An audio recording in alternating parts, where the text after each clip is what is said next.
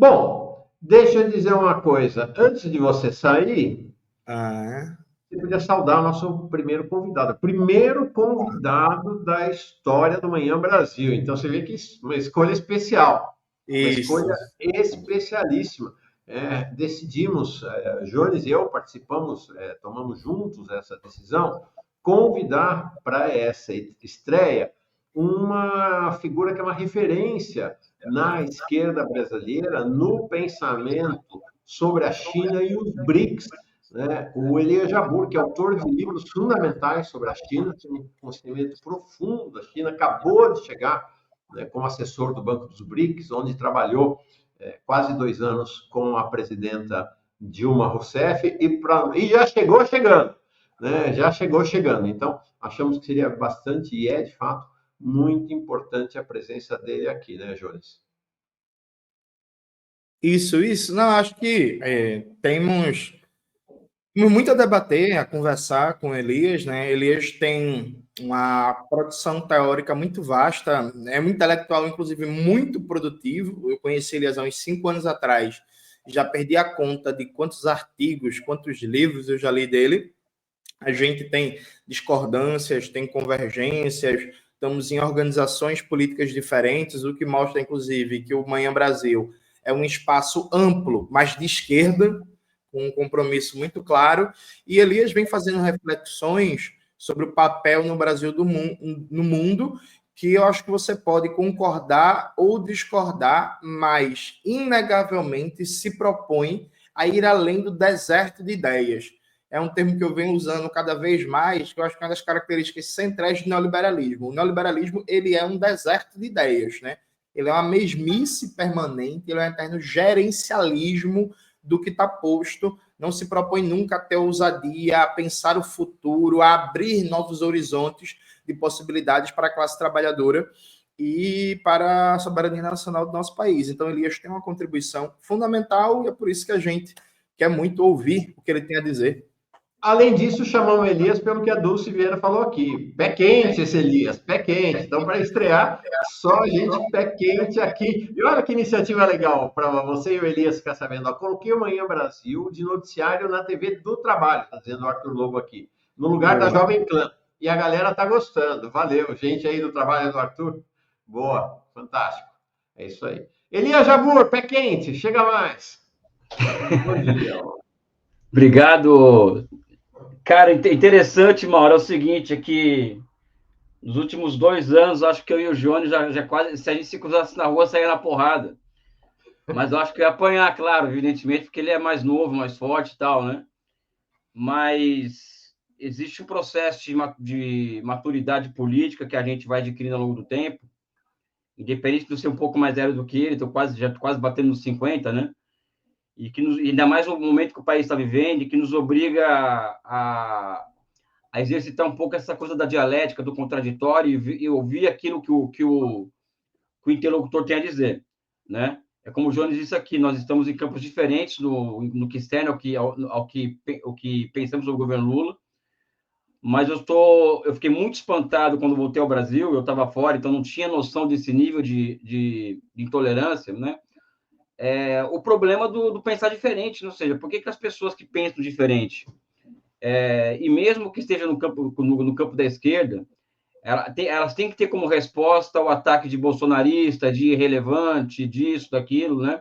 Ainda mais quando tem quem está do outro lado, são pessoas como você, que tem uma experiência, Mauro, de décadas de jornalismo progressista, o Jones, que é um rapaz que, vou falar o termo rapaz no sentido não paternalista, mas que você pode gostar ou não gostar, ele está entregando coisas, ou seja, ele está conseguindo construir um pensamento dele sobre o Brasil, né? Eu, particularmente, estou começando a ler essa questão da questão racial a partir das reflexões dele, né?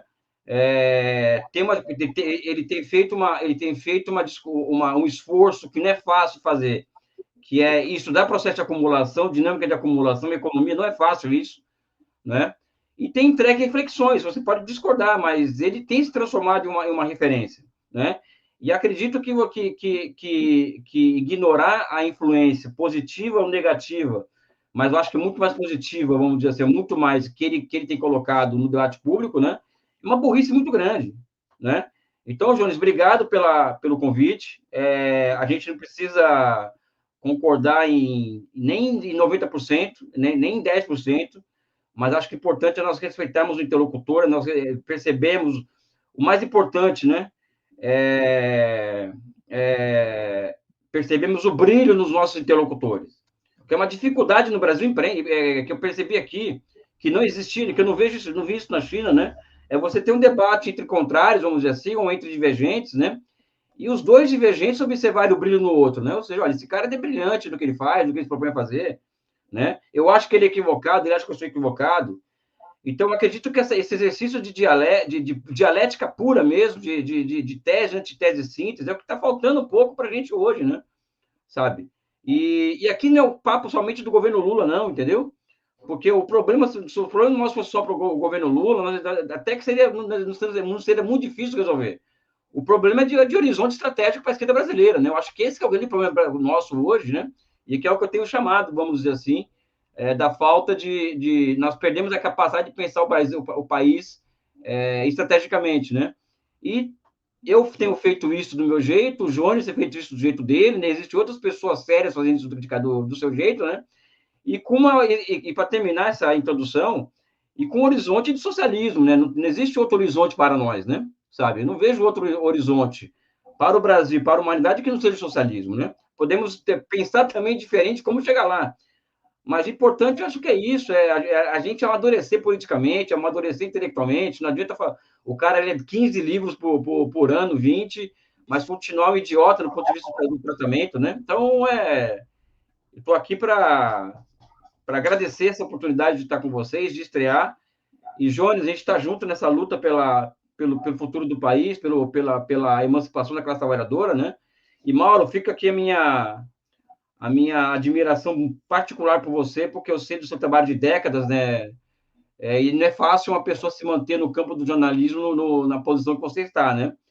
90% dos progressistas da década de 80 viraram neoliberais logo depois que o Collor foi eleito, ou seja, então acho que pessoas como vocês devem ser reverenciadas, eu acho, sabe?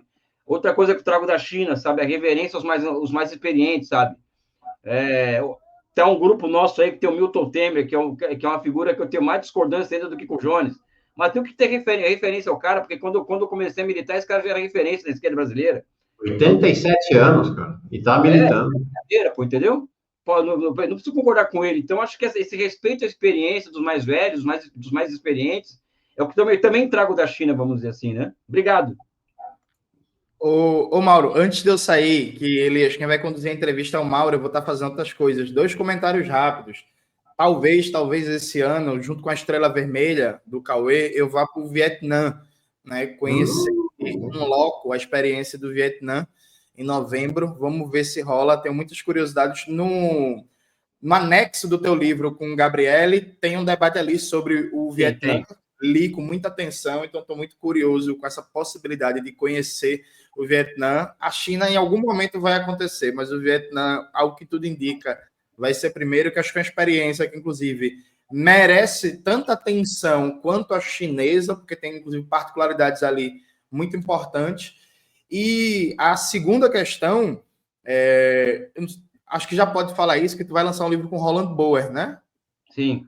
Perfeito. O Roland Boer é um marxista que eu conheci há uns 3 anos atrás, porque o Lossurdo gostava muito dele. O Domênico Lossurdo citava ele, referenciava bastante. Então, estou bastante curioso também para o lançamento do seu novo livro. Acho que vai dar bons debates. E aí, quando o novo livro sair, volta aqui para a gente conversar, debater sobre o livro. Mandar um abraço para você. Dizer que em breve, quando eu estiver no Rio de Janeiro, a gente marca uma cerveja e se encontra aí. Tá bom? Um abraço. Obrigado, cara. Vai lá. Valeu. Jones, não, legal, obrigado. Eu tenho uma sugestão melhor do que essa do Rio de Janeiro, que é vocês dois virem a Brasília e aí tomamos cerveja 3. Porque o Rio de Janeiro é mais bonito que Brasília, né, Mauro? É verdade. Apesar de Brasília ser Niemeyer. Mas uma questão importante que Elias trouxe, eu trouxe no início do canal, acho que esse é um aspecto importantíssimo, que é assim, socialismo virou palavrão. para vastos setores da esquerda brasileira, os chamados progressistas, né? E essa é uma questão que é um tema que eu fiz questão de colocar. Este é um canal que aponta para o socialismo, né, sem qualquer tergiversação, né? E é hoje um pequeno ambiente, meio ambiente já de canais de esquerda que compartilham dessa busca do socialismo e não do progressismo, ou da democracia burguesa, ou da democracia liberal, né? Mencionei aqui, tem o Opera Mundi, então nós não estamos sozinhos também, acho que é importante dizer, tem um ecossistema aí de esquerda surgindo, né? Tem o Opera Mundi, Central do Trabalhismo, Soberana TV, o Cultiva, Faixa Livre, tem o Chavoso, que semana que vem vai estar aqui com a gente, a Rita Von Hunt, o João Carvalho, então essa iniciativa também não é um raio em céu azul, né? Há um campo de esquerda que está crescendo. Está crescendo. Isto. Agora, e aí? Vou saindo, deixo vocês. Vai lá, Jones. Vou lá que eu tenho muito trabalho para fazer. Um abraço, gente. Boa Obrigado. entrevista. Bom dia. Então, senhor Elias, que bom que você está aqui. O Elias voltou, foram 2 anos, chegou a completar 2 anos lá na China. 1 ano e 7 meses. 1 ano e 7 meses. Ele voltou para o Brasil, agora está presidindo o Instituto Pereira Passos, da Prefeitura do Rio de Janeiro. Lá na China, ele esteve na diretoria de pesquisas do NBD, o Banco dos BRICS, e ele estuda a China, acho que desde criancinha, na verdade, né? Há muitos anos que Elias estuda a China, e a partir do estudo da China, ele se tornou também um especialista em BRICS, e eu queria começar falando contigo exatamente sobre o tema BRICS. Chamou muito a atenção. Na tua volta ao Brasil, você deu uma entrevista que teve enorme impacto lá no Boa Noite 247, falando sobre o afastamento do governo brasileiro, do Itamaraty, portanto, do governo brasileiro, em relação aos BRICS. Imediatamente eu me lembrei de uma entrevista que fiz, acho que foi a primeira vez que esse tema apareceu, 6 meses atrás, com o professor Fabiano Mielczuk, da Federal do Rio Grande do Sul, e achei muito curioso, sabe, Elias, porque você vem com o seu olhar para o BRICS a partir da China, né, da sua experiência chinesa, sobretudo, né? Claro que não apenas. E ele vem com o olhar dele para o BRICS a partir da experiência russa dele. Ele é um especialista em Rússia. Então, achei interessante a convergência dos olhares de vocês que saem de lugares, de pontos de vista, geograficamente, inclusive, politicamente diferentes do ponto de vista do foco do estudo de vocês. Vamos falar de BRICS um pouquinho. Vamos. Não, Mauro, a questão é que eu passei por essas, eu tenho 34 anos de militância, né, no PCdoB desde 91 e passei por várias, fora as minhas experiências pessoais, assim, desde que eu tive, desde criança, enfim. E agora, com essa experiência do Banco dos BRICS, né, a gente chega em uma situação da vida da gente em que a gente tem que falar o que a gente pensa. É evidente que trabalhando bem a forma, sabe, para casar bem a forma e conteúdo, né? E acredito que o melhor que eu posso fazer para que o governo Lula possa dar certo é criticar o governo, né? Ou seja, não estou atacando o governo, é criticar o governo, mostrar para as pessoas que existem limites nesse governo, que pode levar esse governo ao ocaso, né?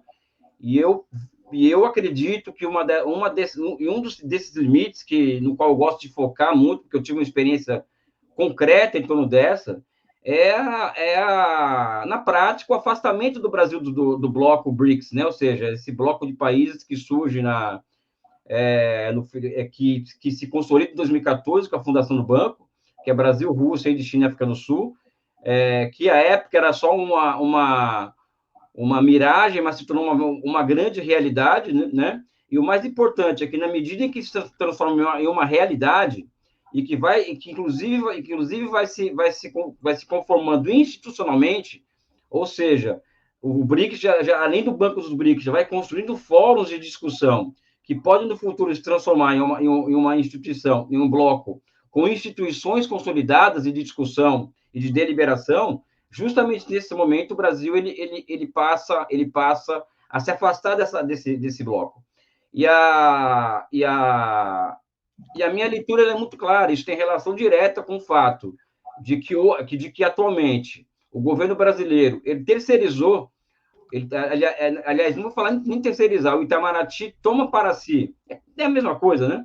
Toma para si as rédeas da política externa brasileira, e esse Itamaraty é o Itamaraty que se reinventa na década de 90,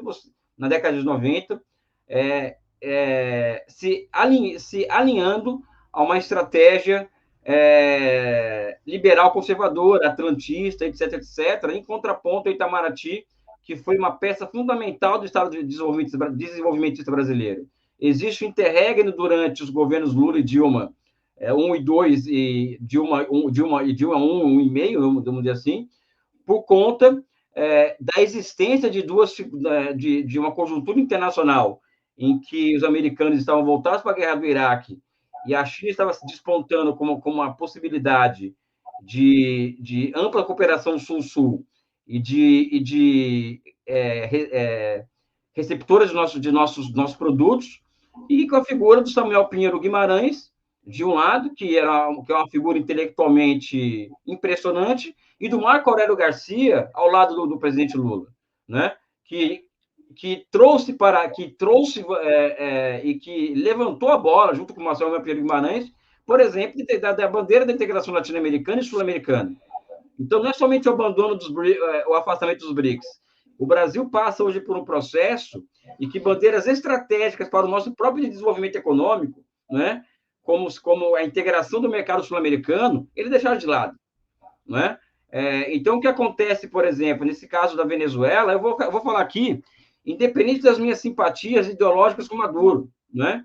Mas como que nós não vamos reconhecer um governo, não é? Que pode nos entregar superávites comerciais, que pode importar serviços de empresas brasileiras,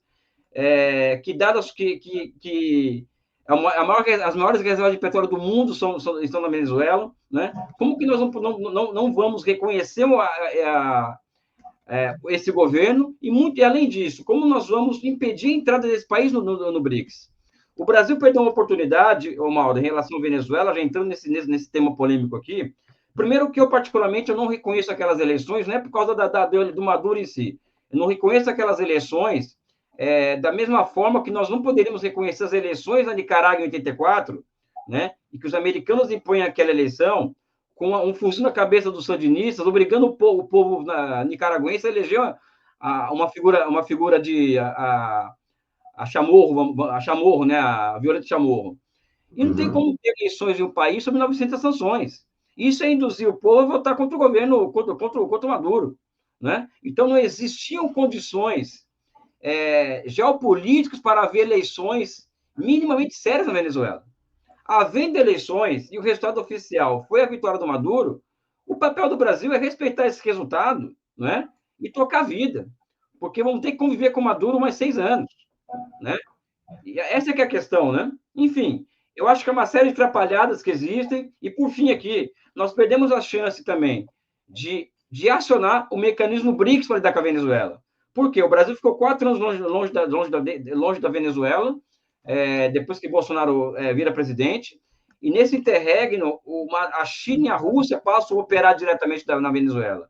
E uma forma do Brasil recuperar os espaços perdidos na Venezuela seria basicamente acionar o mecanismo do BRICS como uma mediadora dos conflitos que existiam dentro da Venezuela.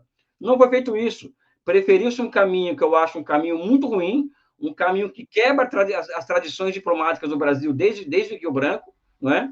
E que hoje que se cria uma situação de muito constrangimento no Brasil. Isso estou falando aqui do ponto de vista mais pragmático, mais do interesse nacional e menos ideológico, até porque, evidentemente, que sou simpático à Revolução Bolivariana, né? Eu estou deixando essa simpatia de lado, né? Para colocar uma análise mais pragmática em relação ao porquê do Brasil ter se equivocado em relação tanto a BRICS quanto a Venezuela, né? E há uma questão interessante que, bom, primeiro você traz um tema curioso, né? Que você coloca ali anos 90 como um ano dessa inflexão do Itamaraty rumo ao que a gente pode chamar de atlantismo, vamos dizer assim, dessa integração ao Ocidente. O ponto culminante disso, um dos pontos culminantes é chanceler brasileiro Mauro Vieira, na Rússia, na reunião dos BRICS, dizer o Brasil é do Ocidente. E ninguém mexe. Né? Foi chocante, realmente. Aquela declaração dele parece um ponto culminante.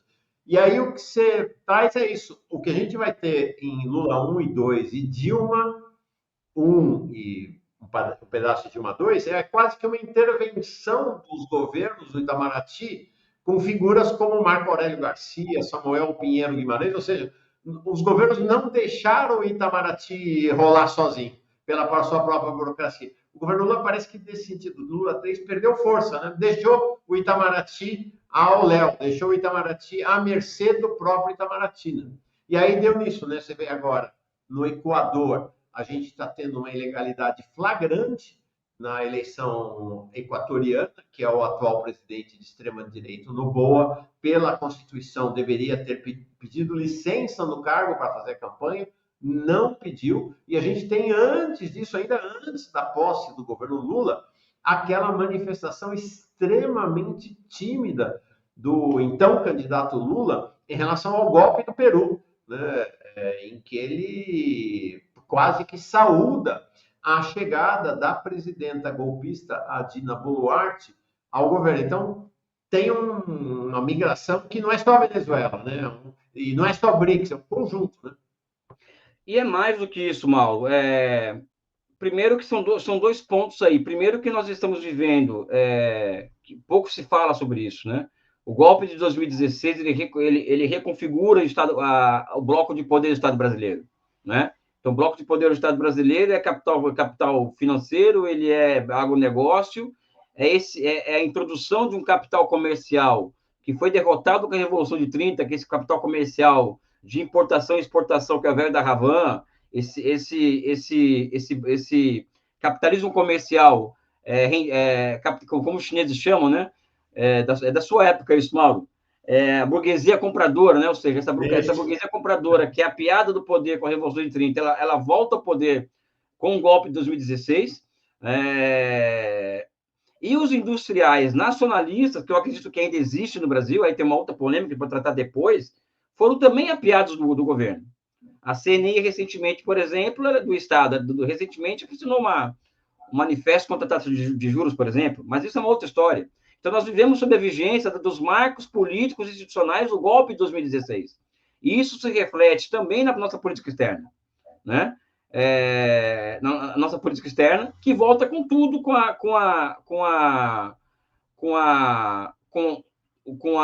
o boicote aberto aos BRICS, desculpe usar esse termo, eu sei que eu estou desagradando muita gente, mas é o boicote aberto ao projeto BRICS, é o boicote aberto ao projeto de integração sul-americana, que, inclusive, olha só que contraditório, o Itamaraty ele aposta nos BRICS a partir dos 2010, 11, 12, justamente como uma forma de desviar o protagonismo brasileiro da agenda sul-americana para algo que é distante. Só que o BRICS ele se transformou em um sapato muito curto para servir no próprio pé. Então, nós estamos diante de um problema que o Itamaraty quer ajuda a criar, que é usa-se o BRICS para nos distanciarmos de uma agenda de integração sul-americana, ao mesmo tempo que hoje temos que nos distanciar dos BRICS, né? Por conta da projeção que esse bloco toma. E o refúgio diante disso é voltar a um discurso que pode ter servido na década de 40, 50 e 60, quando o Ocidente tinha o que entregar ao Brasil, os Estados Unidos, né? Que é o discurso do equilibrismo, né? Ou seja, o Brasil não pode se alinhar a um único país, tem que observar o conjunto. Eu concordo com isso também, né? Só que as pessoas não percebem que não existe saída para o Brasil hoje, para o nosso processo de reindustrialização, que é o nosso objetivo estratégico, né? Fora de uma aliança, de um engajamento maior com a China. Essa que é a grande questão. Não é uma questão de vontade minha, porque eu gosto da China, que as pessoas falam que eu sou agente chinês, que eu quero que o Brasil fique embaixo da saia da China. Não quero. Eu não quero que o Brasil tenha uma relação com a China igual tem com os Estados Unidos. Mas perceber as possibilidades que a China nos entrega em matéria de uma janela externa para o nosso processo de reindustrialização. Mas é a luta que tem que fazer, né? Estamos fazendo, enfim, não é fácil, né? Não é fácil. Eu tenho algumas perguntas que mandaram aqui para o Elias, mas vou segurar um pouquinho para falar ainda de dois assuntos antes. O primeiro é exatamente o Estatuto das Relações Brasil-China, né? Há uma versão que o governo divulgou e que os governistas divulgaram de que a visita do Xi Jinping ao Brasil teria sido um enorme sucesso, né? E já na ocasião da visita, houve indicações de que não era bem assim. E você chegou com uma visão muito crítica em relação ao resultado final, a construção, né? Porque o resultado final é sempre fruto de um processo, né? Ao processo que levou até a visita do Xi Jinping e, portanto, ao resultado final. Que balanço final, ou que balanço você faz na visita nesse momento? Acho que o primeiro balanço é o seguinte: o Brasil, as relações elevaram-se de patamar, ou seja, de patamar de parceria estratégica para uma parceria em torno de uma estratégia de construção de um mundo compartilhado entre os dois países, que é o máximo que uma relação que o país pode ter com a China, que somente Brasil e Rússia, falso engano, tem essa relação com a China, né? Até aí é algo que deve ser comemorado, mas os resultados concretos não é isso que tem sido vendido por aí, né? Primeiro que eu fui muito criticado, né? Não vou falar por quem, porque eu exagerei na dose na crítica ao resultado final da visita do Xi Jinping. Não exagerei.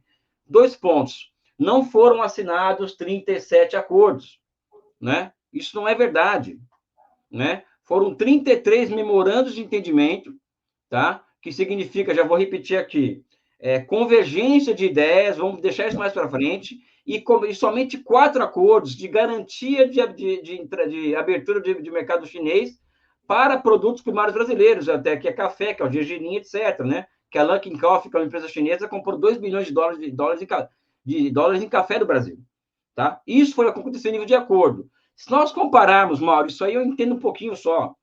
Desde a visita de Hu Jintao ao Brasil em 2005, se eu não me engano, eu estive na comitiva brasileira. A primeira visita de Lula como presidente do Brasil à China em 2004, eu tive essa honra de participar daquela visita. Eu estava na China na época terminando o mestrado, e eu fui incorporado à comitiva. A China vinha ao Brasil desde então até 2014.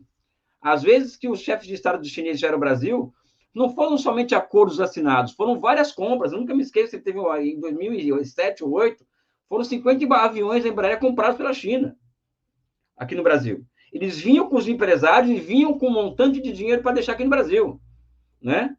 Seja a partir do anúncio de investimentos, seja a partir do anúncio de compras de produtos brasileiros, e não aconteceu nada nessa visita nesse aspecto, né? Muito pelo contrário, pouco se fala que o número, a visita do Xi Jinping foi encurtada em 12 horas, era para ser 36, foi para 24, tá? Foi uma visita para quem entende de diplomacia altamente protocolar, tá? Agora, é o que eu falei para você, Mauro, eu não tenho nenhuma obrigação assim, de ficar contando historinha depois de uma certa idade, depois de uma, sabe? Então, eu acredito que a visita, o saldo foi muito aquém do que poderia ser feito. Você não chega para os chineses e entrega vários projetos para eles, foi o que aconteceu antes da visita, né? Nós temos esses projetos aqui para vocês se incorporarem a nós, né? E ao mesmo tempo, você não quer um engajamento maior com eles. Isso é uma questão nem de submissão à China, é uma questão de lógica, ou seja, como que nós queremos, vamos dizer assim, investimentos chineses no Brasil, em uma série de projetos, incluindo a nova indústria Brasil, sem que não haja uma contrapartida política brasileira, que seria qual? A entrada do Brasil à nova Rota da Seda, ou seja, a admissão do Brasil à nova Rota da Seda. Ou seja, é uma questão política, e o Brasil se negou a isso. Aí surgiu, isso também é outra história que se fala, que foi os chineses inventaram o termo sinergia, não é verdade. Entre PAC, entre Nova Indústria Brasil e Nova Rota da Seda. Isso não saiu dos chineses, saiu da parte brasileira essa noção de sinergia entre projetos, né? Ou seja, então existiu a negação da admissão do Brasil na Nova Rota da Seda sobre os mais amplos e os piores argumentos possíveis, né? Porque seria um alinhamento automático, que não é verdade. Até porque tem país europeu que está a Inglaterra está na nova rota da iniciativa Cinturão Rota, né? Até as fake news que o Brasil é um acordo com a ALCA, por exemplo, que o MD que soltou isso à torta direita, enfim, é muito triste o que aconteceu, na minha opinião, né? Durante esse processo desde que Lula toma posse até o Xi Jinping vir ao Brasil, o processo das relações Brasil-China e Brasil-BRICS é um processo muito ruim, de regressão, inclusive, né? Eu fico triste, né? Porque isso refletia diretamente no nosso trabalho no banco, né? Porque eu não posso falar sobre o banco que tem quarentena, ou seja, eu não posso falar de nada sobre o banco durante 6 meses depois que eu sair de lá, né? Mas, desde já, deixo aqui a minha gratidão, o meu carinho e amizade pessoal com a presidenta Dilma, que entendeu perfeitamente os meus motivos de ter que ir embora de lá, né? Por conta da minha família, eu tenho um filho neurotípico que não se adaptou à China, então eu tive que ser lento, ficar lá e voltar para cá, né? Então eu tive que voltar para cá, né? E é isso. Não, muito impactante essa entrevista, viu? Muito impactante mesmo, Elias. E então, essa questão aqui que o Colorado traz, você não vai poder responder, né? Qual a sua visão política sobre a escolha da permanência da presidenta Dilma no Banco dos BRICS, né? O NDB. Eu acho que é uma questão de mérito, né? Disso eu posso falar. Então, Né? fala. Isso com muita tranquilidade, ou seja, a Rússia a Rússia sabe dos problemas que poderiam ser criados porque a próxima presidência é russa, né? E a Rússia é um país sancionado. Então, se a Rússia toma para si a presidência do banco, o banco acaba sendo sancionado. E como a presidenta Dilma tem uma amizade e uma relação de respeito mútuo e de alto nível, tanto com o Putin quanto com o Xi Jinping, é quase que natural que dado o fato da presidenta Dilma ter colocado o banco em outro patamar, em nível de imagem, né, internacional, a presidenta Dilma estava na primeira fila do G20, a presidenta Dilma ela se transforma em uma liderança respeitada do sul global, né? É quase natural que o Putin ele oferecesse para a presidenta Dilma os 5 anos da presidência russa. Então, é mérito dela isso, é mérito da história que ela construiu, né? Ao longo da vida dela, e o banco precisa muito da imagem dela, né? Bom, quero registrar aqui a Roseli Pocilaca mandando um super sticker, novo membro, o LJ, o Flávio Azevedo Lima mandando parabéns aqui, saudação para todo mundo.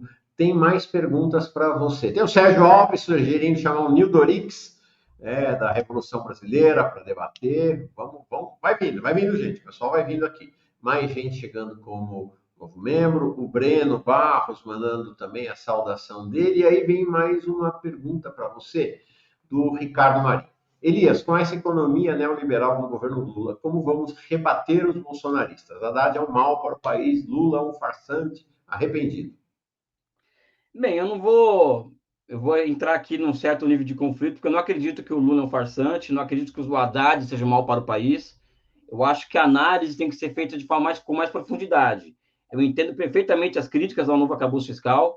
Eu, particularmente, eu não ensino para os meus alunos na universidade que regra fiscal gera desenvolvimento econômico, então eu tenho que ser honesto comigo em relação a isso aqui, eu não ensino isso na universidade, mas, por outro lado, eu chamo as pessoas a refletirem do seguinte: nós estamos operando dentro dos marcos do bloco de poder instalado em 2016. Né? E esse bloco de poder ele consegue fechar todo o arcabouço institucional que levou o Brasil a transitar do neoliberalismo enquanto política de governo para a política de Estado. Né? O negócio ele é muito mais profundo do que as escolhas que o Lula faz. Esse é um ponto. Outro ponto, né? Eu não vou falar aqui da correlação de forças no Congresso Nacional, né? Isso é um outro assunto, ou seja, nós temos 100 deputados na Câmara, isso conta, né? Mas eu falo de um outro ponto. Hoje o governo Lula tem, o mercado, né? A gente fala do mercado financeiro, é o partido político mais poderoso do Brasil hoje, né? Eu não vejo a esquerda brasileira, seja a governista ou não governista, seja a crítica que está dentro do governo, que está dentro do governo como eu, por exemplo, força política de enfrentar esses caras. É muito poder. Eu também trago aqui E eu posso até transparecer, até tive eu faço uma autocrítica, que às vezes eu transpareci muitas vezes em nossas discussões, Mauro, um certo argumento de autoridade, o que eu faço minha autocrítica é um comportamento horrível esse, mas eu trago aqui um pouco do meu testemunho do poder desses caras, né? E eu vi um pouco por dentro isso, né? Então, eu acredito que o governo Lula é um governo sob seco, é um governo, não acredito que seja um governo neoliberal, o Estado é neoliberal, né? Até porque um governo neoliberal não também entregaria certas iniciativas como as maiores políticas industriais que o Brasil teve nos últimos 30 anos, estão sendo lançadas agora com a nova indústria Brasil. E é evidente que você pode falar para mim, Elias, mas o fiscal e o monetário não casa com essa política. Eu concordo com você, tá? Mas eu não vejo as coisas dessa forma. Acho que o fiscal e o monetário pode sim, pode levar nós a enxugarmos gelo com as políticas industriais, né? Eu acredito que a derrota com a atual política econômica pode sim derrotar o bolsonarismo, mas por enquanto o Brasil continua crescendo. Eu acho que não cresce da forma como eu queria que crescesse, ou seja, um crescimento com industrialização, né? Clara, mas a conta vai chegar, né? Eu não sei se vai ser suficiente essa política monetária e fiscal para o Lula ser derrotado pelo bolsonarismo, mas ajudar não ajuda, todo mundo sabe disso, né? Mas eu acredito que temos que ter um pouco mais aqui sendo governista no sentido do conteúdo, não da retórica, né? Que nós operamos dentro de um estado que, por exemplo, hoje eu calculo que mais de 70% da burocracia estatal brasileira é lava-jatista, é antipetista, não é nem anticomunista, é antipetista, e joga contra o governo, né? Então, quando eu falo de Itamaraty, eu coloco assim no bolo aí toda uma burocracia estatal que é contra o governo, que joga contra o governo também, né? Então, as coisas não estão fáceis para o governo em todos os campos. Aí eu posso fazer uma crítica aqui. O governo Lula poderia escolher um alvo e ir até o fim contra ele? Eu acho que faz falta isso, Mauro, sabe? Olha, nós temos um alvo aqui que é o Banco Central, né? E concentrar todas as forças daquilo ali e mobilizar a sociedade, ou seja, aquelas pessoas que pensam, né? Para mostrar o mal que o Banco Central faz ao país. E é evidente aqui também que o Galípolo, eu falo aqui de novo aqui, o Galípolo é meu amigo pessoal. Eu não acho ele neoliberal, eu não acho que ele se rendeu ao mercado, né? É só ver o que ele escreveu durante a vida inteira dele. O que existe é um sistema que opera o Banco Central hoje, que quem entra ou quem sai, né, obedece a um bloco de poder estabelecido pelo sistema financeiro. Né? Pode entrar eu ali. Eu tenho sérias dúvidas se eu ali dentro vou conseguir mudar alguma coisa. Porque nós não temos força acumulada para mudarmos o rumo dos acontecimentos em nível de política monetária. Isso é uma opinião particular. Eu sei que a maioria das pessoas pode discordar de mim, até você, mas você tem autoridade, vocês têm autoridade de discordar de mim, mas eu não vejo força política para mudar os rumos da política monetária tão cedo. E mesmo a alteração do Estatuto do Banco Central, para que ele deixe de ser independente, vamos dizer assim, né? Então, eu sou muito cético em relação a certas coisas, e talvez isso também seja a nossa diferença, né, Mauro? Que é uma diferença fraternal entre nós. Eu não vejo nenhum problema. Não, isso é interessante. Bom, o Jonatas Fábio aqui. Parabéns, Elias, você é um intelectual honesto, livre pensador e comprometido com suas ideias e tudo que você acumulou nos estudos na prática. O Elias falando aqui, todo mundo vê, a opinião dele não é a mesma opinião que eu tenho, nem a opinião que o Jones tem, em relação, por exemplo, à questão da política econômica do governo, o papel do Galípolo, do Haddad, são opiniões divergentes. Mas a gente vai fazer esse debate ao longo do tempo, com tranquilidade, com respeito. É claro que isso não é fácil em nenhum lugar. Nós participamos de um grupo de WhatsApp, um grupo de esquerda, para nós, bastante importante, o Elias, eu, o Jones, já saí do grupo, o Elias já saiu do grupo, já brigamos, já rompemos, já reatamos, mas essa é a vida, né? Dialogar com quem você concorda é bem mais fácil do que com quem você discorda, mas acho que a gente vem amadurecendo a ideia de um debate honesto, um debate fraterno, né, sobre o nosso ponto de vista, né, sobre as nossas divergências. Acho que isso é bastante importante. E aí temos convergências, evidente, esse tema internacional, o tema dos BRICS é um tema de grande convergência. Ontem à noite o Tássio mandou essa pergunta aqui. Pergunta ao Elias Jabbour. Ele já deu algumas entrevistas dizendo que quando Getúlio Vargas se matou, Mao Zedong, quando era jovem, Mao Tse-tung, declarou que o governo dos Estados Unidos que havia lhe matado. Onde encontro referência a isso? Então, isso é voz corrente na China. Isso eu descobri em 2004, na minha primeira visita ao país, quando eu fui no Instituto de Estudos Latino-Americanos da Academia de Ciências Sociais Academia de Ciências Sociais na China, da chinesa, né? Academia Chinesa de Ciências Sociais. Então, eu fiz uma apresentação sobre a história do Brasil e um dos professores que estava assistindo disse exatamente isso. Olha, quando chegou ao Mao Tse-tung, ao presidente Mao, essa notícia do suicídio de Mao do Getúlio, ele disse que não foi o Getúlio não se suicidou, não suicidou-se, sim foi assassinado pelo Império Norte-Americano, né? E mais de uma pessoa falou isso para mim na China, né? Então, se fosse uma pessoa isolada, eu ficaria com o pé atrás. Como foi mais de uma pessoa, eu acredito. E acredito por outro motivo também, né? Porque o Mao Tse-tung, ele tinha, assim como esses grandes líderes, né? E Mao, Stalin, essas figuras todas, elas tinham um hábito de elas estarem o tempo inteiro antenadas, né? Com o que acontecia no mundo, né? Então, eles tinham um mapa dos governos que eram nacionalistas, dos governos que eram de direita, de extrema-direita, né? E os chineses viam com muita simpatia a luta do petróleo nosso no Brasil, né? Como uma luta anti-imperialista, né? Então, para mim, tem todo sentido o Mao Tse-tung, com a sagacidade política que ele tinha, em fazer essa afirmação que ele fez, né? Não vejo nenhum sentido dele não ter falado, não ter dito isso, né?